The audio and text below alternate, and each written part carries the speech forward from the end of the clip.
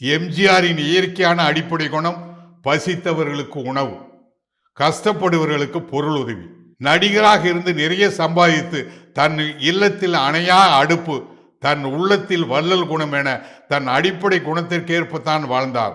ஆனால் அவர் ஒரு அரசியல்வாதியாக மட்டும் மாறாமல் இருந்திருந்தால், ஒரு வள்ளலாராக, ஒரு ஆண் அன்னை தெரசாவாக, ஒவ்வொரு துறையிலும் உலகெங்கும் சாதனை புரிந்தவர்களுக்கு ஆண்டுதோறும் கோடிக்கணக்கான பணத்தோடு நோபல் பரிசு தரும் அந்த நோபலாக அவர் உலக புகழ் பெற்றிருப்பார், உயர்ந்திருப்பார். அரசியல் என்றி அவர் செய்திருக்க வேண்டிய அந்த வள்ளல் குண சாதனையின் உச்சத்தை குறைத்து விட்டது என்றே சொல்லலாம். அடுத்து நீங்கள் ஆவலோடு எதிர்பார்க்கும் கலைஞர்.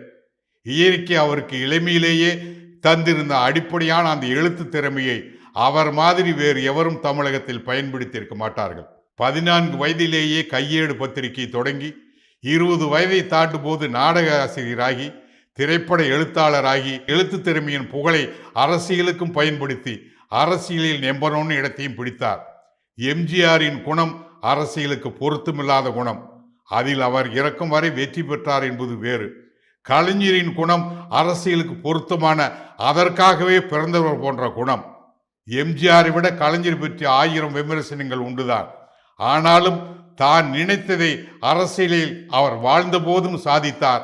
வாழ்விற்கு பின்னும் அவரின் இயக்கமும் அவரின் வாரிசுகளும் அரசியலில் நிலைத்து நிற்கும்படி செய்துவிட்டார் என்றால், தன் பேனா வலிமையை தன் இளமை பருவத்திலேயே வளர்த்து அதை வைத்து ஒரு உயர்ந்த இடத்தை அடைந்தது ஒரு மாபெரும் சாதனை தானே.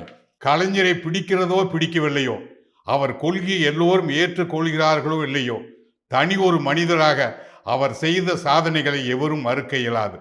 வாழ்வில் வெற்றி பெற துடிக்கும் அனைவரும் நம் திறமை என்ன என்பதை தேர்ந்தெடுத்து உனக்கேற்ற ஒரு துறையில் செலுத்தி கடுமையாய் உழைத்தால் நிச்சயம் ஒவ்வொருவரும் வாழ்வின் உச்சத்தை அடையலாம் என்பதற்கு நான் இதுவரை பட்டியலிட்ட அனைவரும் ஒரு உந்து சக்தியாய், உதாரணமாய் இருப்பார்கள் என்று நம்புகிறேன்.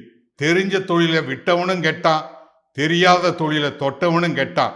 எப்படி? உலக பழமொழிக்கு ஈடான நம்மூர் பழமொழி. திறமை வெல்க, நம்மூர் சிந்தனைகள் தொடரும்.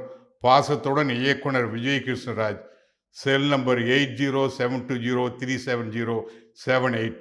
அருமை, ரொம்ப நல்லா எழுதிங்க. இது புத்தகமாக கொண்டு வந்தீங்கன்னா பல பேருக்கு பயனுள்ளதாக இருக்கும். நிச்சயமாக நீங்கள் அதுக்கான முயற்சியில் முதல்ல ஈடுபடுங்க. முதல்ல எத்தனை இல்லை, ஒருவேளை இந்த இப்போது வரைக்கும் 61 எழுதியிருக்குங்க. 50 ஒரு புக்கை வெளியிடலான்ட்டுங்க. ரொம்ப அருமையான முயற்சி.